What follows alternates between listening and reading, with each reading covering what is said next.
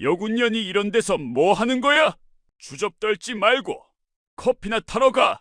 제51기가벼단장 강태식 대령이 작업복 입은 여군을 향해 내뱉은 이 모욕적인 말. 그런데 나흘 후 4만여 명이 모인 연병장에서 중장 계급장을 단 그녀가 자신의 상관으로 나타났다면 과연 그에게 무슨 일이 벌어졌을까요? 영상 보시기 전에 구독과 좋아요 한번 눌러주시면 세상 사연에 큰 힘이 됩니다. 무료로 할 수 있는 소중한 응원, 더 좋은 이야기로 보답하겠습니다. 이제 시작하겠습니다. 준장 진급 심사를 앞둔 제17보병사단 제51기가벼단장 강태식 대령의 신경은 극도로 날카로워져 있었다. 오는 목요일이면 계룡대 육군본부 인사참모부에서 진급심사위원회가 열린다. 37살의 육군사관학교를 졸업하고 24년을 군에 몸담은 그에게 이번 준장 진급은 평생의 목표이자 마지막 기회였다. 대령 계급장을 단지 벌써 4번째 해. 이번 기회를 놓치면 전역 절차를 밟아야 한다는 압박이 그를 짓눌렀다. 더욱이 다음 주 화요일에는 맹호부대로 불리는 제3군단의 새로운 군단장이 부임한다. 강 대령은 신임 군단장의 첫인상이 자신의 진급 심사에 결정적 영향을 미칠 것이라 확신했다. 그래서 지난 2주일 동안 여단 전체를 긴급 상태로 몰아붙였다. 병영 담장 보수부터 행정실 서류 재정리, 심지어 부대 후방 야산의 잡초까지 제거하라는 지시를 내렸다. 참모들은 지쳐 있었고 병사들은 불만이 쌓여갔지만 강 대령의 귀에는 아무것도 들리지 않았다. 그날 오후 3시 강 대령은 검은색 공용 승용차를 타고 제3군단 정문을 지나 여단 본부로 향하고 있었다. 그는 조수석에 앉아 창밖을 날카롭게 살폈다. 정문 근처 화단의 잡초, 주차장 모퉁이의 담배꽁초, 심지어 도로변 가로수의 낙엽 하나까지도 그의 눈에는 흠으로 보였다. 바로 그때 정문에서 약 60m 떨어진 재활용품 보관소에서 이상한 광경이 그의 시야에 들어왔다. 낡은 작업복을 입은 한 여군이 웅크려 앉아 재활용품 정리 작업을 하고 있었다. 그녀의 작업복은 흙먼지로 더러워져 있었고 전투화는 진흙이 묻어 있었다. 가슴에 이름표는 거리가 멀어 잘 보이지 않았지만 그 차림새만으로도 강 대령은 확신했다. 저 여군은 분명 하급 부사관이거나 기껏해야 초급 장교일 것이다. 그런 사람이 군단장 부임을 나흘 앞둔 시점에 그것도 정문 바로 근처에서 쓰레기를 만지고 있다니. 강 대령의 얼굴이 붉어졌다. 차 세워라. 강 대령의 목소리는 낮고 날카로웠다. 운전병은 즉시 차를 멈췄다. 강 대령은 차문을 거칠게 열고 보관소 쪽으로 큰 걸음으로 걸어갔다. 그의 군화가 아스팔트를 내리치는 소리가 긴장감을 더했다. 보관소 입구에 섰을 때 그는 가슴속에서 치밀어 오르는 분노를 억누르지 못했다. 야, 거기 여군. 강 대령의 고함이 울려 퍼졌다. 보관소 주변에서 청소하던 병사 몇 명이 깜짝 놀라 고개를 돌렸다. 그러나 작업복을 입은 여군은 천천히 거의 여유롭다고 할 만큼 침착하게 몸을 일으켰다. 그녀는 강 대령을 바라보았지만 표정에는 놀람도 두려움도 없었다. 오히려 깊고 단단한 눈빛이었다. 강 대령은 그 눈빛에 순간적으로 이상한 기분을 느꼈지만 이미 폭발한 분노는 멈출 수 없었다. 여긴 지금 군단장님 부임 준비 중이야. 이런 쓰레기장 정리는 민간업체를 시켜야지 어디서 여자애처럼 쪼그려 앉아서 꼴불견을 만들고 있어. 그의 목소리는 점점 더 커졌다. 근처에 있던 병사들이 움찔하며 시선을 내렸다. 누구도 감히 여단장 앞에서 반박할 수 없었다. 할 일 없으면 행정반 가서 화분이나 관리해. 여자들은 그런 거 잘하잖아. 이런 데서 뭐 하는 거야? 군단장님 오시기 전에 부대 분위기부터 말이 아니잖아. 강 대령은 마지막 한마디까지 내뱉고는 여군을 노려보았다.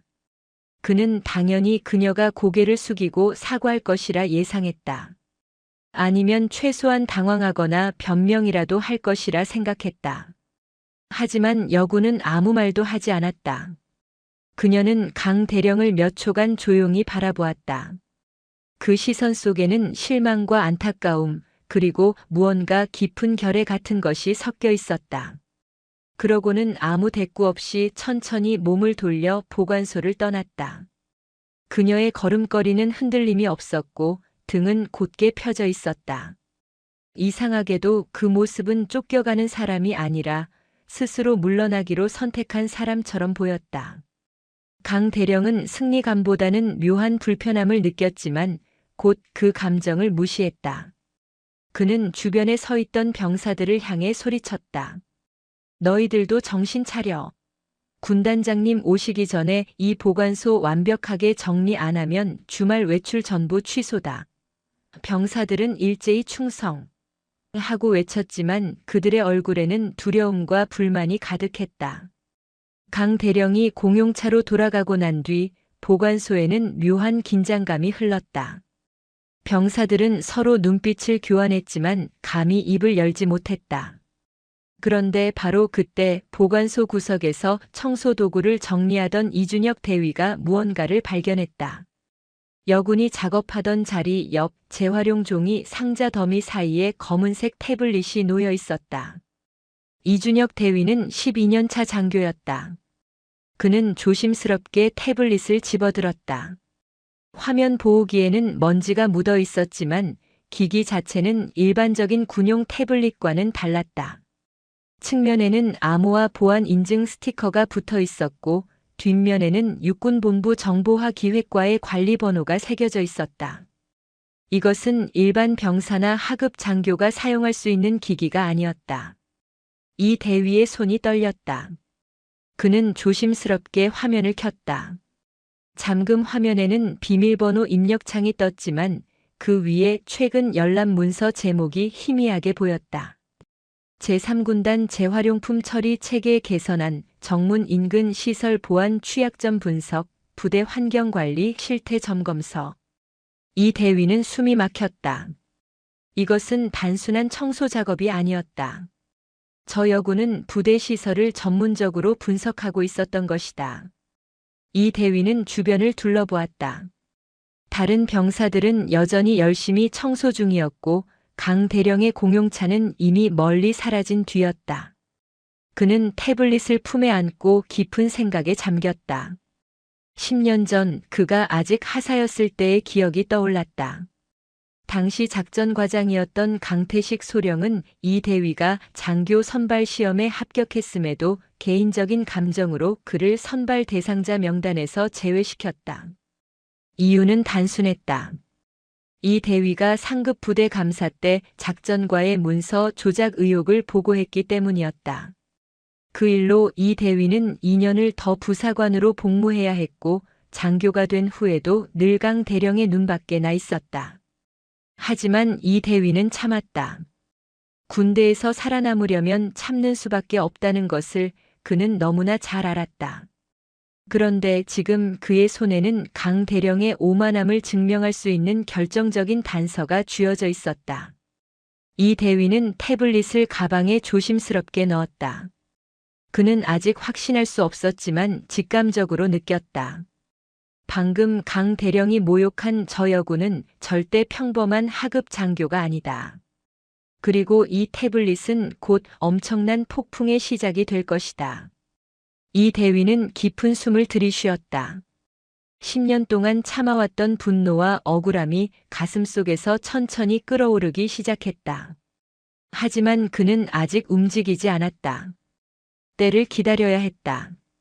그리고 그때는 곧 올 것이다. 보관소 위로 늦가을 바람이 불어왔다. 재활용 종이 상자들이 바람에 살짝 흔들렸고 이 대위는 태블릿이 든 가방을 꼭 껴안은 채 다시 청소 도구를 들었다. 그의 눈빛은 이전과 달랐다. 이제 그는 단순히 명령에 따라 청소하는 대위가 아니었다. 그는 진실을 지키기 위해 그리고 정의를 바로 세우기 위해 준비하는 증인이었다. 맹호 부대에 진짜 폭풍이 몰려오고 있었다. 그리고 그 폭풍의 중심에는 방금 모욕당한 채 떠난 그 여군이 서 있을 것이다. 그날 저녁 8시 강태식 대령은 여단장 숙소 응접실에 참모들을 불러 모았다. 공식 회의가 아닌 사적인 자리였다. 작전처장 김동철 중령, 정보처장 정승환 중령, 인사처장 오세진 소령, 그리고 군수처장 한재민 소령까지 총 4명의 핵심 참모들이었다. 강 대령은 이런 비공식 회의를 자주 열었다. 공식 석상에서는 할 수 없는 솔직한 이야기를 나누고 때로는 인사 문제나 부대 운영에 민감한 사안을 논의하는 자리였다.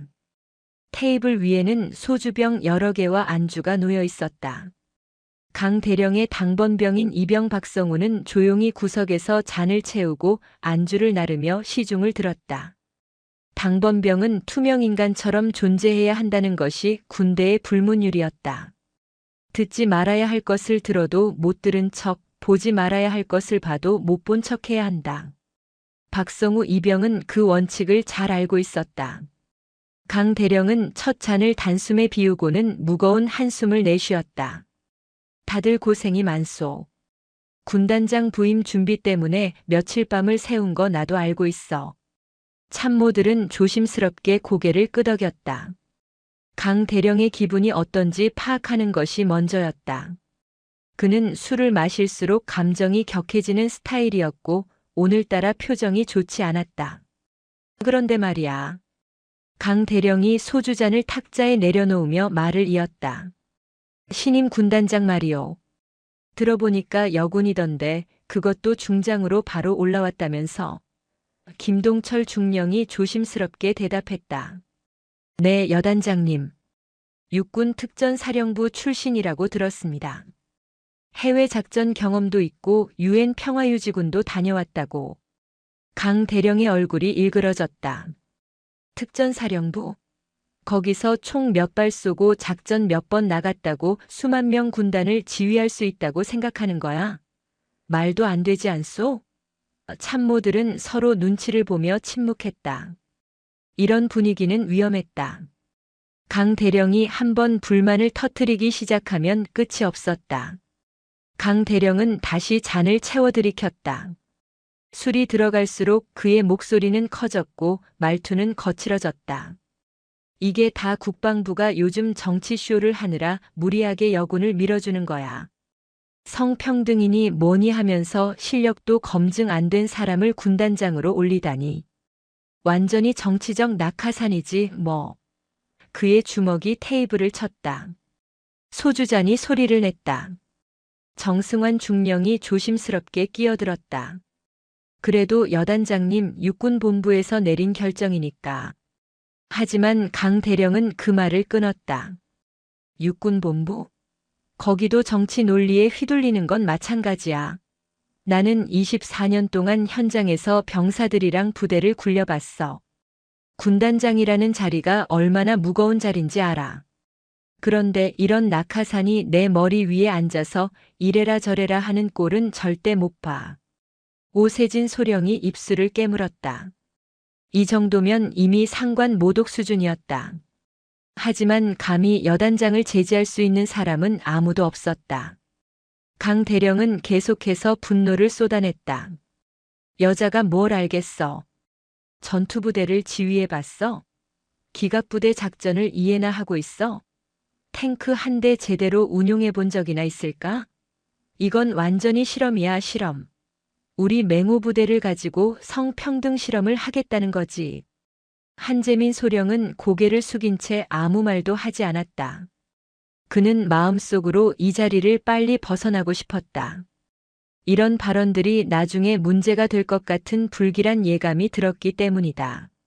하지만 강 대령의 독설은 멈추지 않았다. 내가 장군 진급하려고 20년을 얼마나 고생했는데. 그런데 이런 정치적 졸속 인사 때문에 내 인생이 망가질 수도 있다는 거 아냐?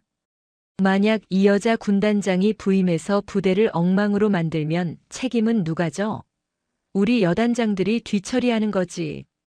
김동철 중령이 조심스럽게 술잔을 들며 말했다.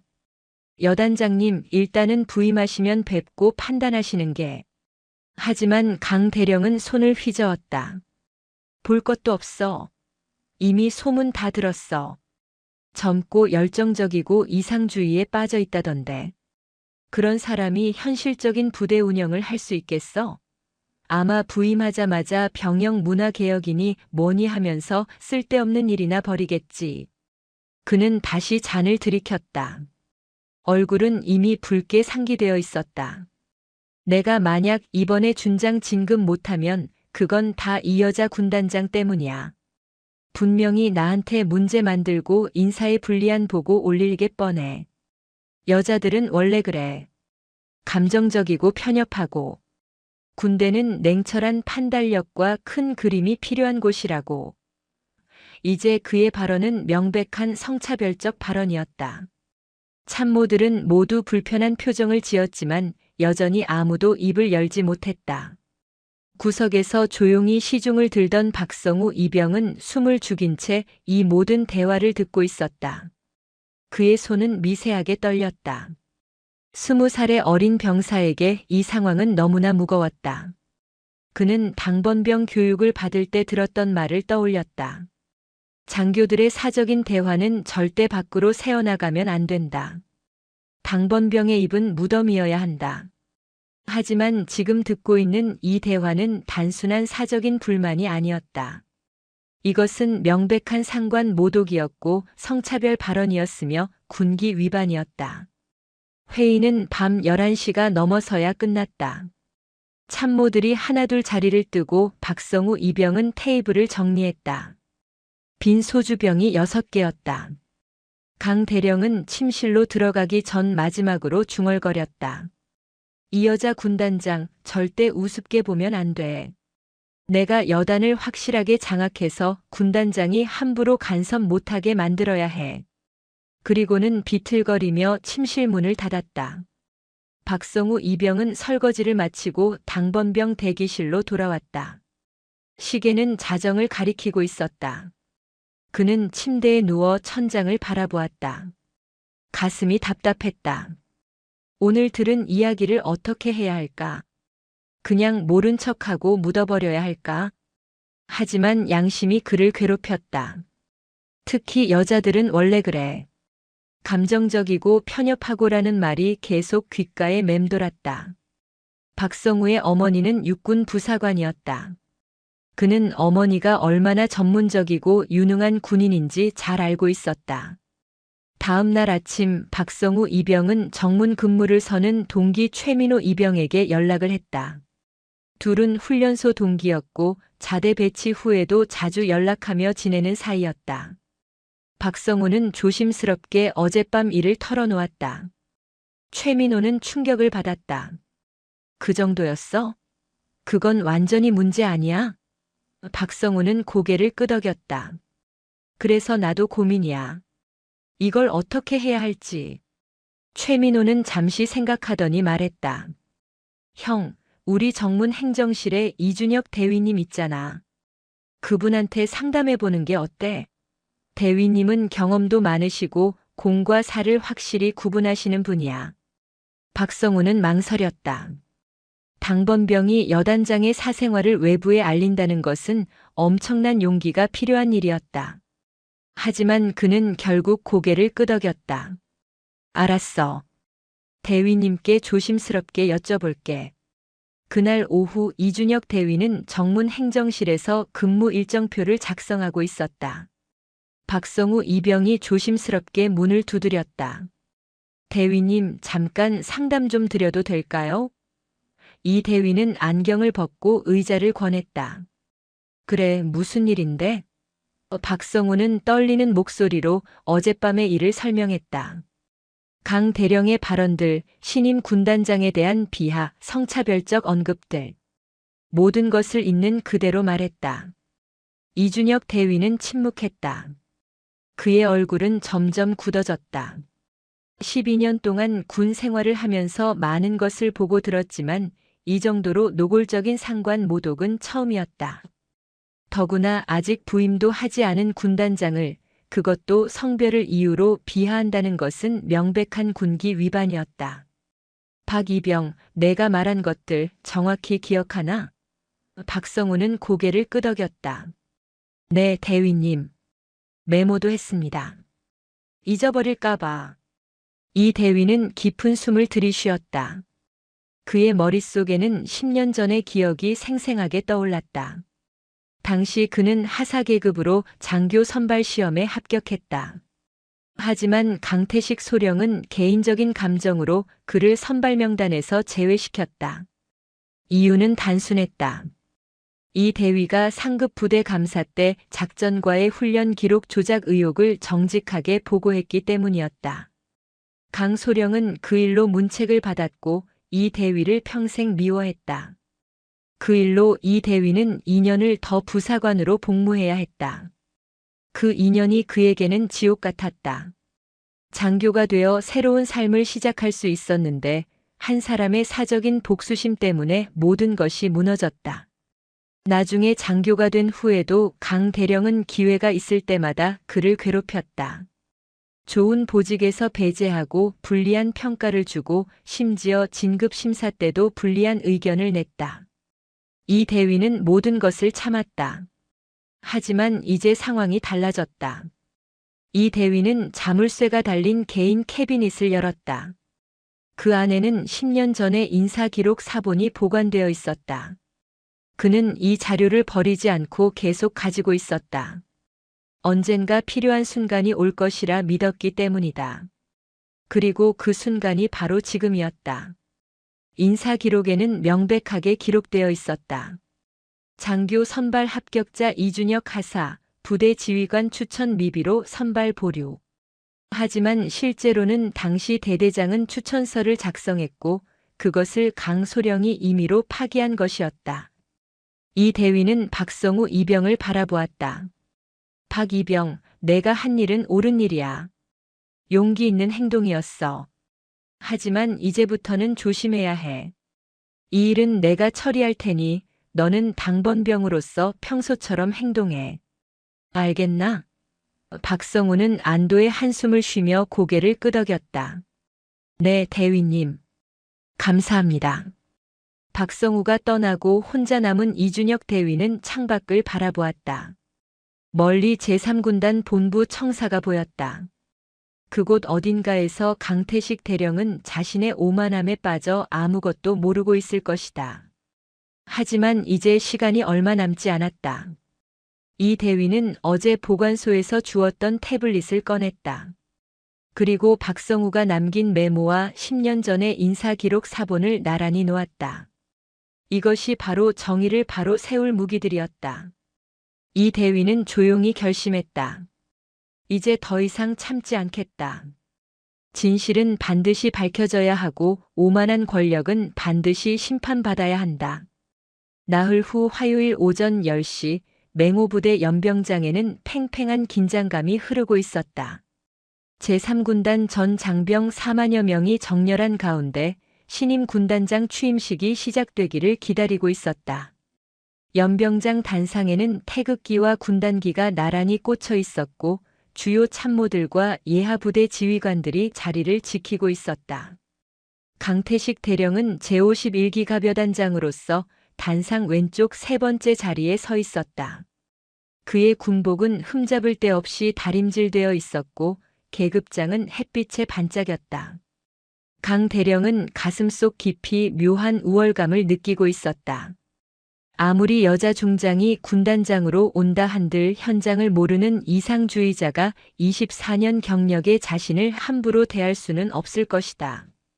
오히려 자신이 군단장을 보좌하며 실질적으로 부대를 운영하는 핵심 인물로 자리매김할 수 있을지도 모른다. 그렇게 되면 준장 진급은 문제없다. 강 대령은 미소를 지었다.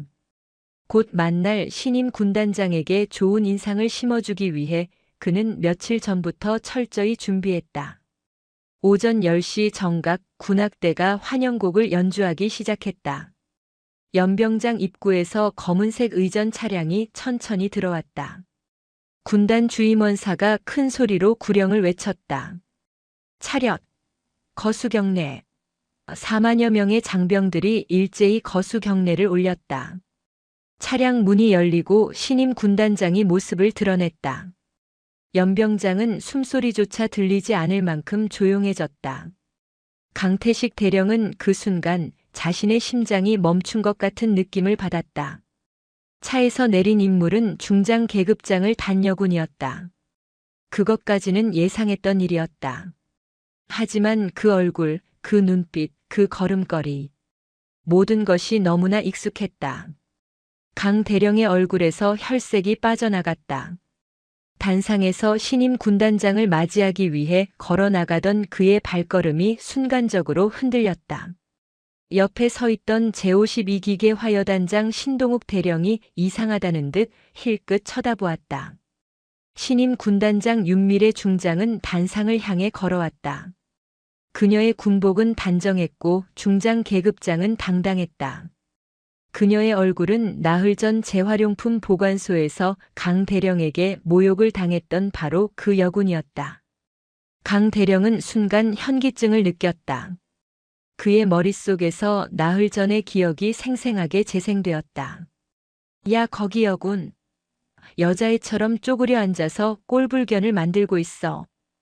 여자들은 화분이나 관리해. 그 모든 말들이 귓가에서 메아리 쳤다. 윤미래 중장은 단상에 올라 부대기를 인수받는 의식을 진행했다. 전임 군단장으로부터 부대기를 넘겨받는 그녀의 손은 전혀 떨리지 않았다. 그녀는 부대기를 높이 들어올려 4만여 장병들에게 보여주었다. 연병장의 우렁찬 함성이 터져나왔다. 충성. 강 대령도 다른 지휘관들과 함께 구호를 외쳤지만 그의 목소리는 떨리고 있었다. 의식이 끝나고 윤 중장의 취임사 순서가 되었다. 그녀는 단상 중앙으로 걸어 나왔다.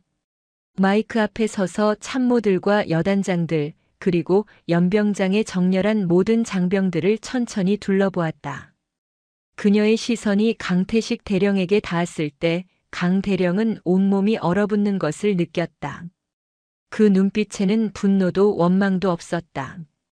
오히려 깊은 실망과 단호한 결의가 담겨 있었다. 윤 중장은 준비된 원고를 단상 옆에 내려놓았다. 그리고 마이크를 잡고 입을 열었다. 장병 여러분, 오늘부터 제3군단을 지휘하게 된 윤미래 중장입니다. 저는 원고 없이 여러분께 진심을 전하고 싶습니다. 그녀의 목소리는 명확하고 단호했다. 연병장은 정적에 휩싸였다. 모든 이의 시선이 그녀에게 집중되었다. 저는 사흘 전 이 부대에 먼저 도착했습니다. 정식 취임 전에 이 부대의 진짜 모습을 보고 싶었기 때문입니다. 화려하게 준비된 환영식이 아니라 평범한 일상 속의 맹호부대를 보고 싶었습니다. 윤 중장의 말에 연병장 곳곳에서 작은 웅성거림이 일었다. 참모들은 당황한 표정으로 서로를 바라보았다. 강 대령의 얼굴은 창백해졌다. 저는 작업복을 입고 정문 인근 재활용품 보관소에서 시설을 점검했습니다. 그곳에서 저는 우리 부대의 심장부를 보았습니다. 열심히 근무하는 병사들의 모습도 보았고 개선이 필요한 시설들도 보았습니다. 윤 중장은 잠시 말을 멈추고 단상의 지휘관들을 천천히 둘러보았다. 하지만 그곳에서 저는 더 심각한 것을 목격했습니다. 바로 계급의 오만함입니다. 강태식 대령은 숨을 쉴 수 없었다. 그의 양손은 주먹을 쥔 채 떨리고 있었다. 옆에 선 신동욱 대령이 이상한 낌새를 눈치채고 슬쩍 쳐다보았다. 하지만 윤 중장은 특정 인물을 지목하지 않았다. 그녀는 계속해서 말을 이어갔다. 어떤 지휘관은 계급장만 보고 사람을 판단합니다. 깨끗한 군복을 입지 않았다고, 작업복을 입고 있다고 그 사람의 가치를 함부로 단정합니다. 심지어 성별을 이유로 누군가의 능력을 폄하하고 그 사람이 해야 할 일과 하지 말아야 할 일을 멋대로 정해버립니다. 윤 중장의 목소리는 점점 더 강해졌다. 이것이 바로 우리가 제거해야 할 내부의 적입니다. 연병장은 숨죽인 긴장감으로 가득했다. 윤 중장은 잠시 숨을 고르고 다시 말을 이었다. 저는 특전사령부에서 22년을 복무했습니다. 그곳에서 배운 가장 중요한 교훈은 진짜 실력은 계급장이 아니라 현장에서 나온다는 것입니다. 전투에서 중요한 것은 계급이 아니라 능력입니다. 부대를 강하게 만드는 것은 권위가 아니라 신뢰입니다. 그녀는 연병장의 장병들을 향해 시선을 돌렸다. 맹호부대 장병 여러분, 저는 여러분과 함께 진짜 강한 부대를 만들고 싶습니다. 계급의 오만함이 아니라 상호 존중으로, 형식적인 규율이 아니라 진정한 전우애로 단결된 부대를 만들고 싶습니다. 그러기 위해서는 우리 스스로를 돌아봐야 합니다. 지휘관부터 말단 병사까지 모두가 자신을 점검해야 합니다. 윤 중장은 마지막으로 단상의 지휘관들을 향해 말했다. 특히 지휘관 여러분께 말씀드립니다. 계급장은 권력이 아니라 책임입니다. 우리는 부하들 위에 군림하는 것이 아니라 부하들과 함께 싸우는 전우입니다. 이 원칙을 잊는 순간 우리는 진정한 군인이 아니라 그저 권위에 취한 관료일 뿐입니다. 그녀의 말이 끝나자 연병장은 잠시 정적에 휩싸였다가 곧 우레와 같은 박수가 터져나왔다. 취임식이 끝나고 지휘관들과 참모들은 군단장실로 이동했다. 윤 중장은 각 여단장 및 참모들과 간단한 인사를 나누었다. 강태식 대령의 차례가 왔을 때 윤 중장은 그를 잠시 바라보았다. 강 대령은 경례를 올렸지만 그의 손은 떨리고 있었다. 제51기갑여단장 강태식 대령입니다. 군단장님. 그의 목소리는 겨우 나왔다. 윤 중장은 차갑게 답례했다. 수고하십니다, 강 대령. 그녀는 더 이상 아무 말도 하지 않았다. 하지만 그 짧은 순간의 침묵이 강 대령에게는 영원처럼 길게 느껴졌다.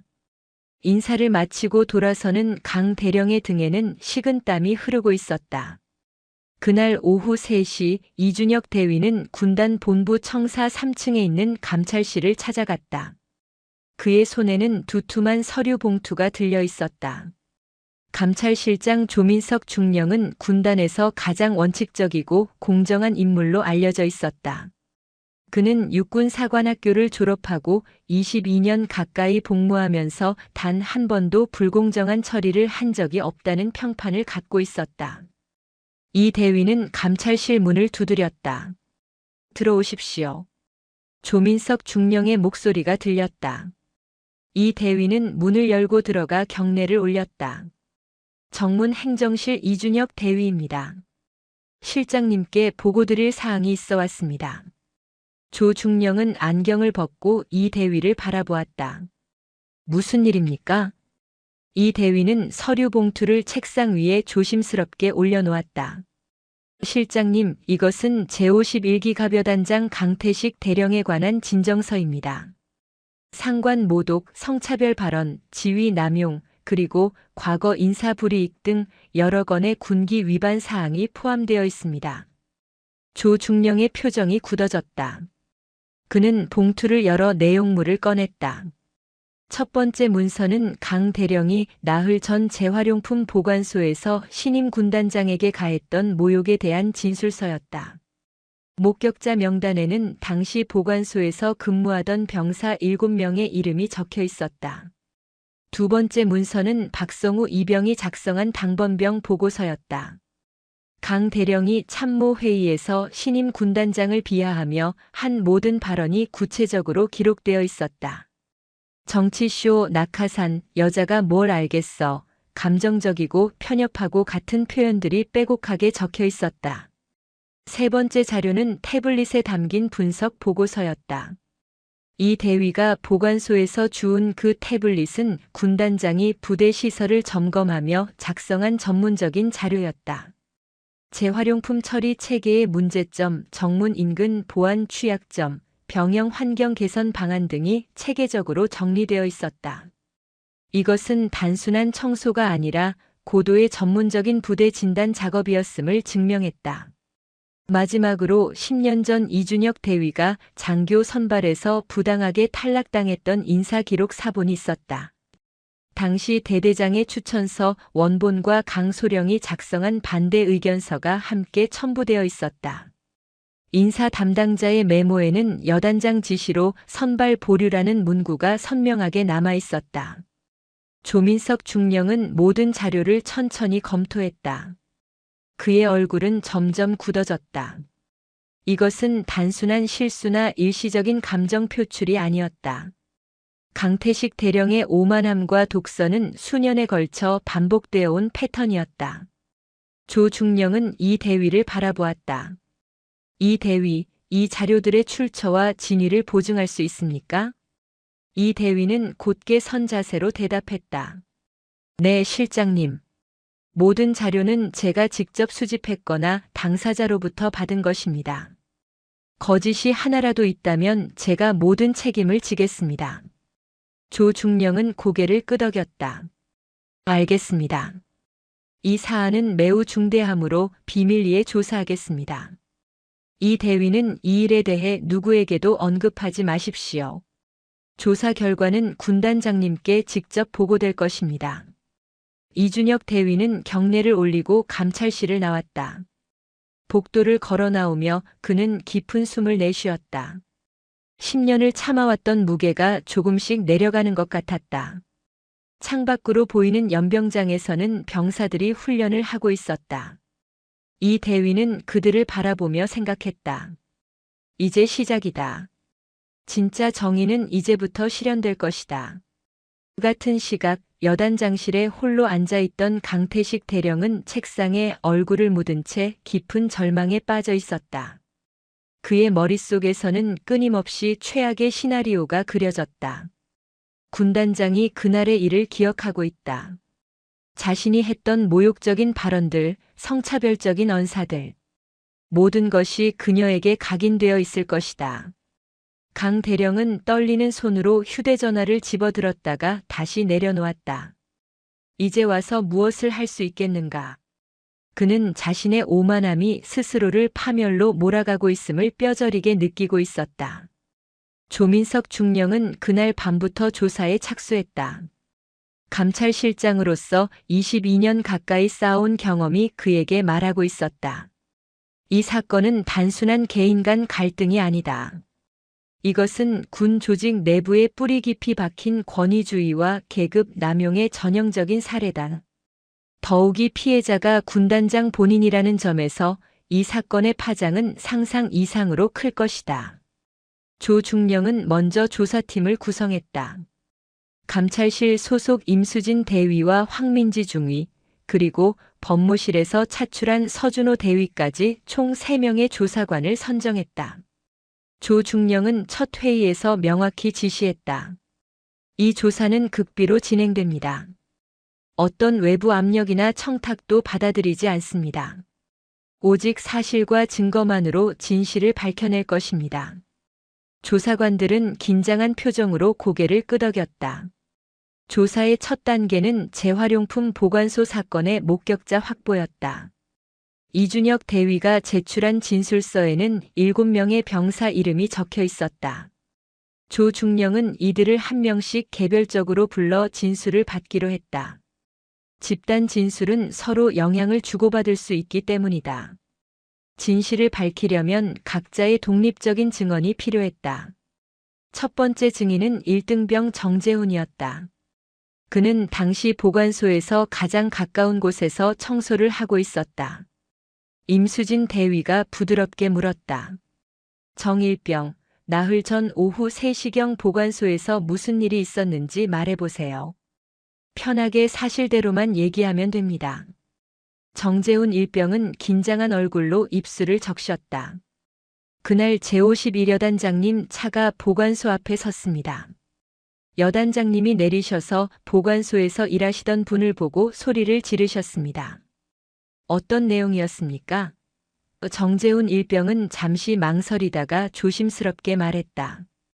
야, 거기 여군이라고 하셨고 여자애처럼 쪼그려 앉아서 꼴불견을 만든다고 하셨습니다.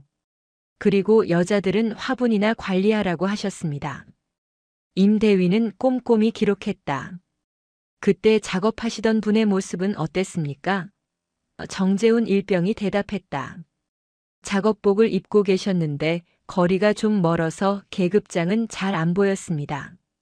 하지만 자세나 분위기가 보통 분이 아니라는 느낌은 받았습니다. 두 번째 증인은 상병 박민수였다. 그의 진술도 정재훈 일병과 거의 일치했다. 여단장님 목소리가 커서 멀리서도 다 들렸습니다. 특히 쓰레기장 정리는 업체를 시켜야 한다고 하시면서 군단장님 오시기 전에 부대 분위기 망친다고 하셨습니다. 박상병은 덧붙였다. 그때 저희는 모두 굉장히 당황했습니다. 왜냐하면 그분이 정말 중요한 분 같았거든요. 차림새는 평범했지만 뭔가 범상치 않은 느낌이었습니다. 세 번째부터 일곱 번째 증인까지 모두 유사한 진술을 했다. 강태식 대령의 고함 소리, 성차별적 발언, 모욕적인 언사. 7명의 진술은 세부적인 표현에서 약간의 차이는 있었지만 핵심 내용은 완벽하게 일치했다. 이것은 진술의 신빙성을 크게 높여주었다. 조민석 중령은 이 진술서들을 정리하며 고개를 끄덕였다. 첫 번째 증거는 확실했다. 두 번째 조사 단계는 더욱 민감했다. 강 대령이 참모회의에서 했던 신임 군단장 비하 발언을 확인하는 것이었다. 조 중령은 당시 회의에 참석했던 4명의 참모를 조사해야 했다. 작전처장 김동철 중령, 정보처장 정승환 중령, 인사처장 오세진 소령, 군수처장 한재민 소령. 이들은 모두 강 대령의 직속 참모들이었다. 여단장에게 불리한 증언을 한다는 것은 그들에게도 엄청난 부담이었다. 조 중령은 황민지 중위에게 지시했다. 참모들을 개별적으로 면담하되 절대 압박하지 마십시오. 다만 진실을 말하지 않으면 위증죄로 처벌받을 수 있다는 점만 명확히 알려주십시오. 황중위는 이해했다는 듯 고개를 끄덕이고 첫 번째 면담 대상인 한재민 소령을 불렀다. 한재민 소령은 감찰실에 들어서면서부터 긴장한 기색이 역력했다. 그는 4명의 참모 중 가장 젊고 경력이 짧았다. 황민지 중위가 정중하게 물었다.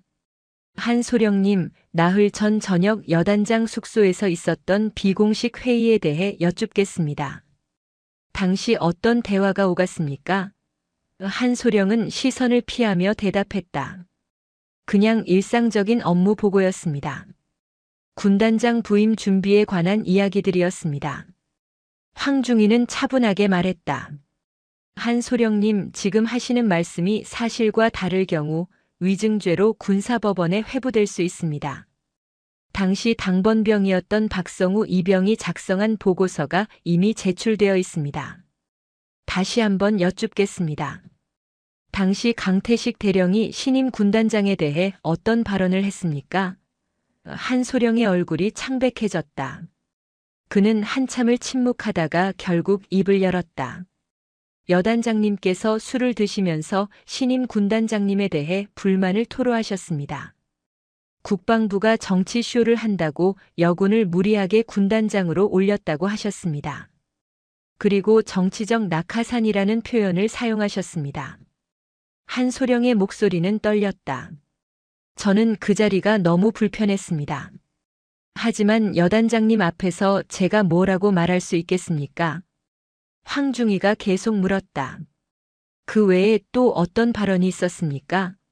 한 소령은 깊은 숨을 내쉬었다. 여자가 뭘 알겠냐고 하셨습니다.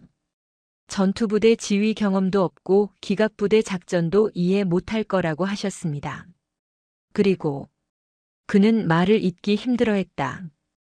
여자들은 원래 감정적이고 편협하다고 하셨습니다. 군대는 냉철한 판단력이 필요한 곳인데 여자 군단장 때문에 부대가 망가질 거라고 하셨습니다. 황중위는 모든 내용을 정확히 기록했다. 한 소령의 진술은 박성우 이병의 보고서와 정확히 일치했다. 한 소령이 나간 후 다음 순서는 오세진 소령이었다. 그도 처음에는 회피하려 했지만 결국 같은 내용을 진술했다. 여단장님의 발언이 너무 과격해서 저도 놀랐습니다. 하지만 그분은 제 직속 상관입니다. 감히 제가 뭐라고 할 수 없었습니다. 정승환 중령과 김동철 중령의 진술도 크게 다르지 않았다. 다만 이들은 좀 더 방어적인 태도를 보였다. 정승환 중령은 말했다. 저는 여단장님께 그래도 부임하시면 뵙고 판단하시라고 말씀드렸습니다. 하지만 여단장님은 들으려 하지 않으셨습니다. 김동철 중령도 비슷한 변명을 했다.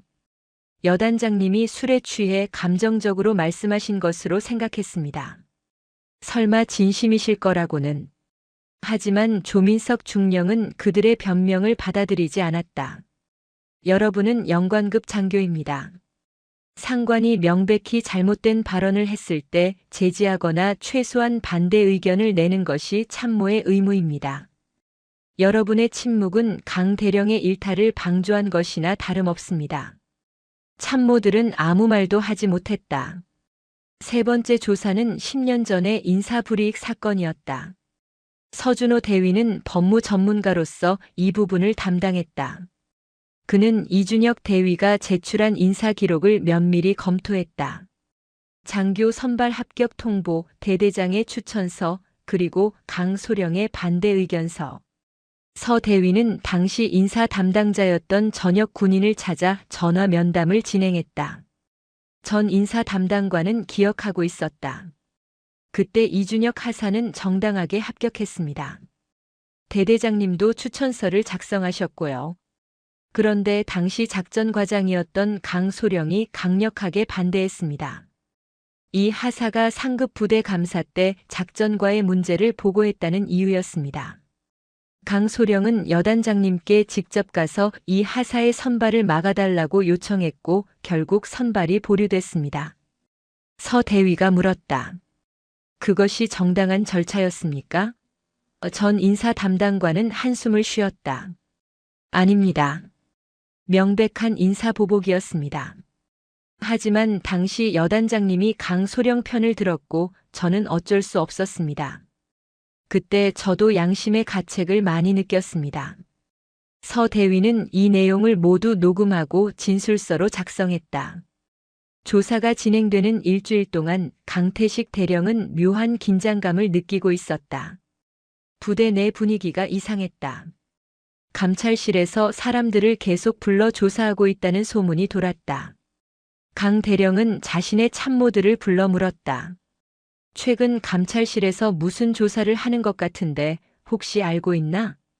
참모들은 모두 시선을 피했다. 한재민 소령이 조심스럽게 대답했다. 잘 모르겠습니다, 여단장님. 강 대령은 불안했다. 그는 조민석 중령에게 직접 전화를 걸었다. 조 중령, 요즘 감찰실에서 무슨 조사를 하고 있다던데 무슨 일인가? 조 중령의 대답은 간결했다. 여러 건의 민원과 진정사항을 처리하고 있습니다. 강 대령님께는 관련이 없는 일이니 신경 쓰지 않으셔도 됩니다. 하지만 조 중령의 차가운 목소리가 오히려 강 대령을 더 불안하게 만들었다. 일주일 후 조민석 중령은 모든 조사를 마무리했다. 조사 결과 보고서는 총 60여 페이지에 달했다.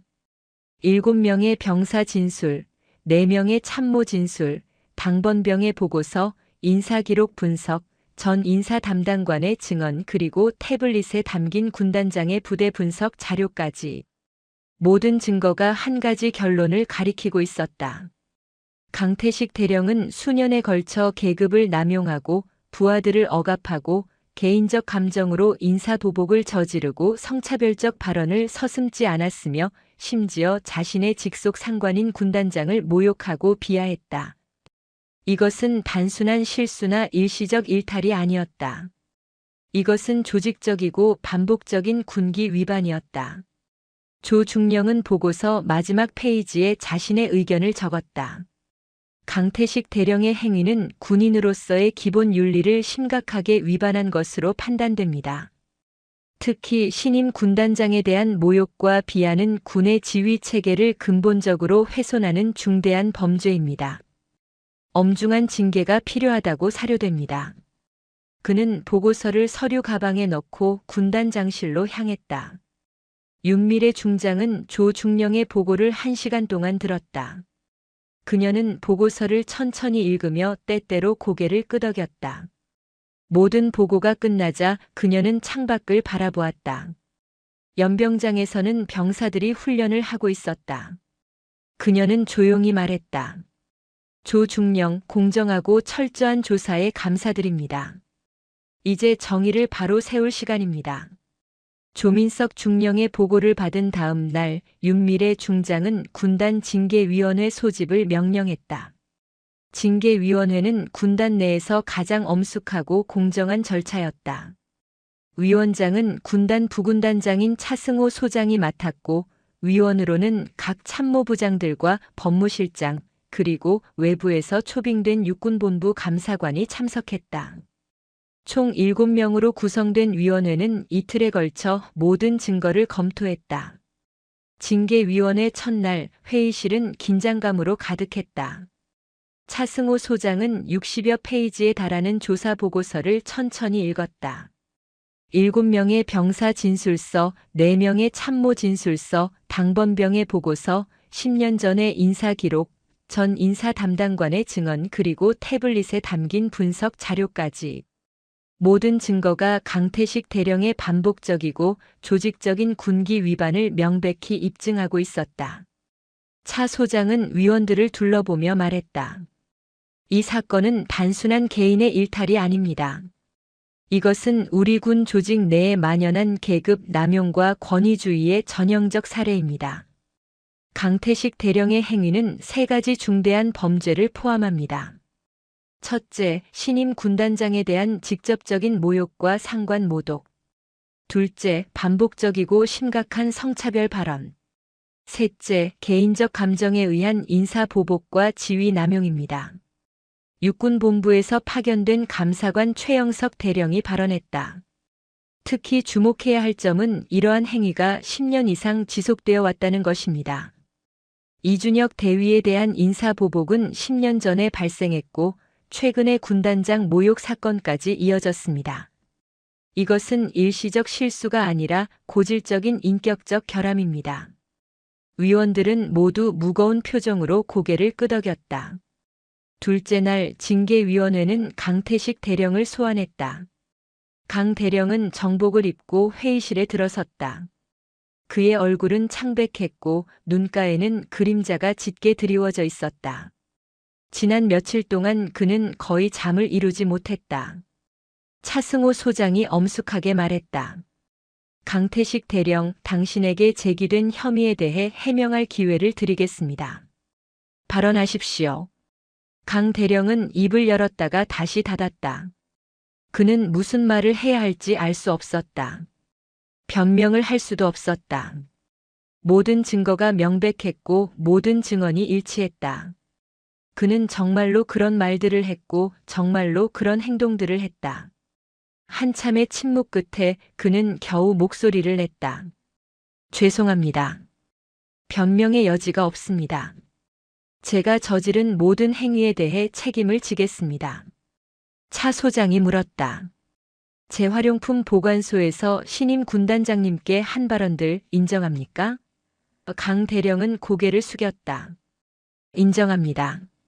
참모회의에서 군단장님을 정치적 낙하산이라고 비하하고 여성을 차별하는 발언을 했습니까?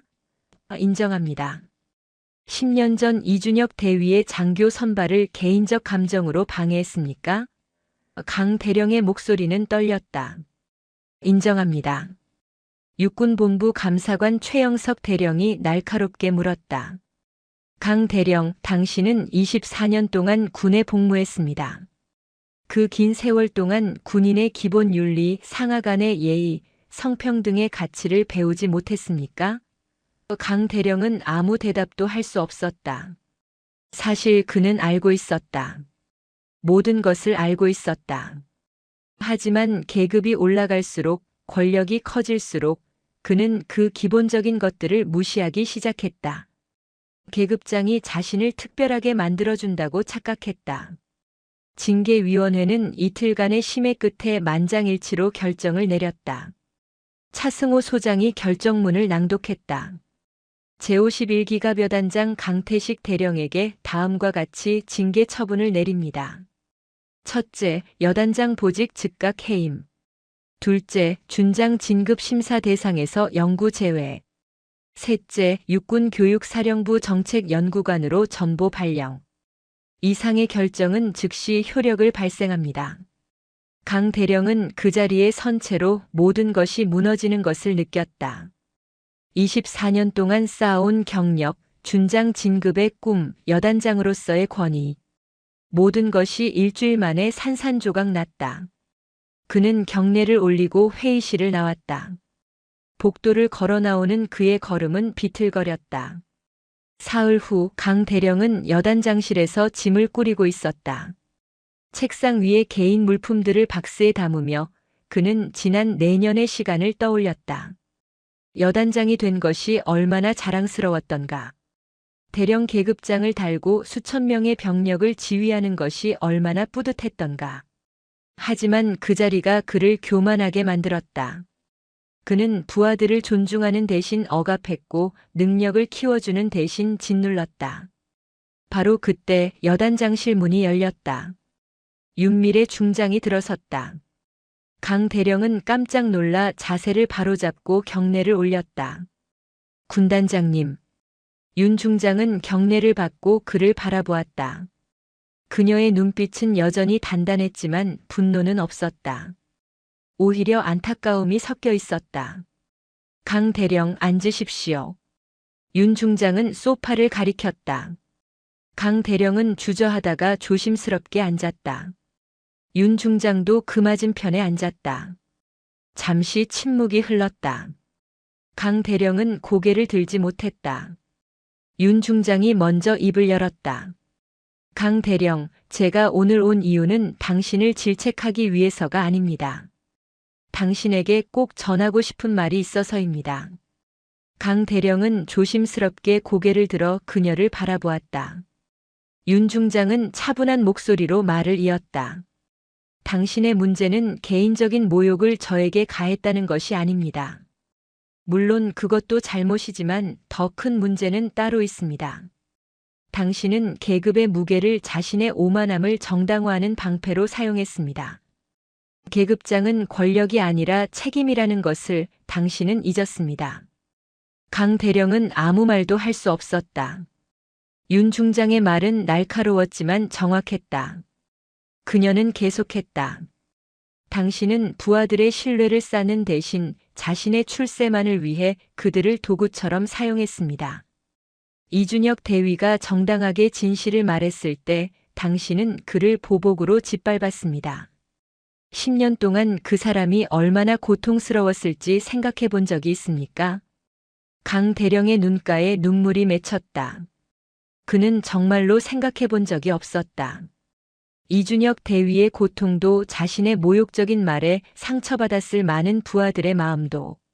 그는 오직 자신의 진급, 자신의 성공, 자신의 권위만을 생각했다. 윤 중장은 일어서며 마지막 말을 남겼다. 강 대령, 당신이 계급장을 떼지 않는 이상 아직 기회는 있습니다. 교육사령부에서 초급 장교들을 가르치게 될 것입니다. 그들에게 당신이 배운 교훈을 전하십시오. 계급장이 아니라 인격으로 존중받는 군인이 되는 법을 가르치십시오. 그것이 당신이 할 수 있는 속죄입니다. 윤 중장은 경례를 하고 문을 나섰다. 강 대령은 혼자 남아 한참을 그 자리에 앉아 있었다. 그녀의 말들이 가슴에 깊이 박혔다. 그는 처음으로 진심으로 후회했다. 자신이 저질렀던 모든 오만함, 모든 폭력적인 언사, 모든 부당한 대우를. 그리고 그는 결심했다. 이제라도 변해야 한다. 남은 군 생활 동안 그는 진정한 군인의 모습을 찾아야 한다. 일주일 후 맹호부대 연병장에서는 특별한 행사가 열렸다. 군단장 주간 진급식이었다. 윤미래 중장은 단상에 올라 진급자 명단을 호명했다. 이준혁 대위 전방으로. 이준혁 대위는 힘찬 발걸음으로 단상으로 걸어 나왔다. 10년을 기다린 순간이었다. 윤 중장은 직접 그의 어깨에 소령 계급장을 달아주었다. 이 소령 축하합니다. 당신은 10년 동안 부당한 대우를 받으면서도 흔들리지 않고 정직하게 복무했습니다. 당신이야말로 진정한 군인의 모범입니다. 윤 중장의 말에 연병장에서 우레와 같은 박수가 터져 나왔다. 이 소령은 눈시울이 뜨거워졌다. 그는 경례를 올렸다. 감사합니다, 군단장님. 그의 목소리는 떨렸지만 그 떨림 속에는 기쁨과 자긍심이 가득했다. 진급식이 끝난 후 이 소령은 정문 행정실로 돌아왔다. 동료들이 축하 인사를 건넸다. 소령님 축하드립니다. 정말 오래 기다리셨습니다. 이 소령은 미소를 지으며 고개를 끄덕였다. 그는 자신의 책상 서랍에서 10년 전의 인사기록 사본을 꺼냈다. 그리고 그것을 천천히 찢어 쓰레기통에 버렸다. 이제 더 이상 필요 없었다.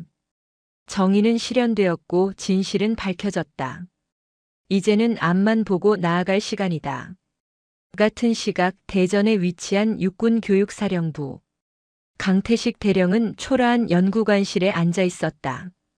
여단장실과 비교하면 4분의 1도 안 되는 작은 공간이었다. 책상 위에는 그가 담당하게 될 과목 교재가 놓여 있었다. 군수 정책과 윤리, 리더십과 부하 관리, 군인의 기본 자세. 아이러니하게도 그가 평생 무시했던 것들을 이제 가르쳐야 했다. 첫 수업날 강 대령은 떨리는 마음으로 강의실에 들어갔다. 30명의 초급 장교들이 앉아 있었다. 대부분 소위와 중위였고 몇 명의 대위도 섞여 있었다.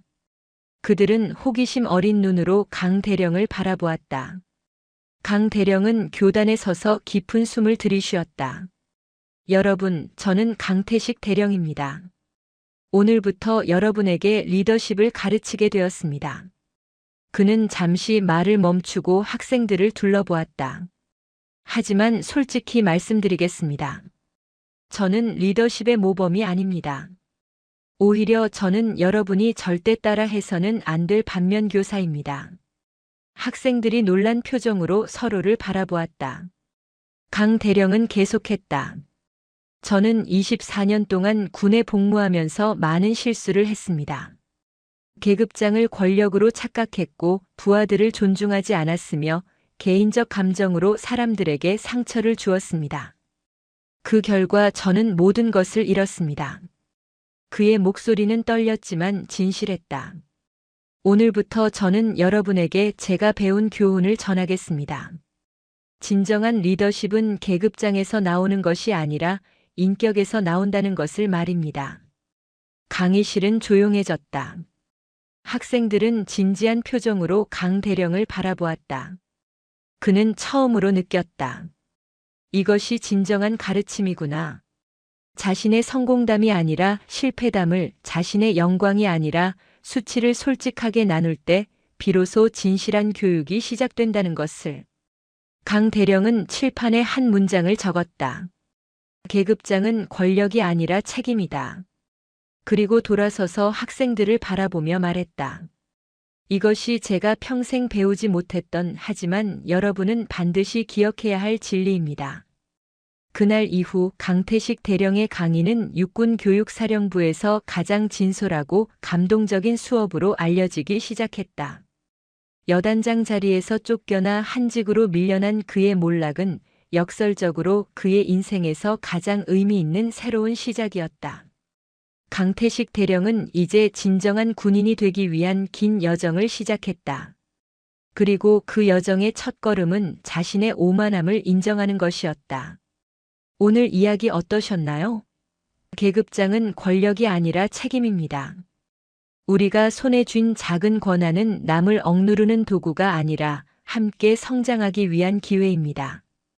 강태식 대령은 모든 것을 잃고 나서야 이 진실을 깨달았지만 그래도 변화를 선택했습니다.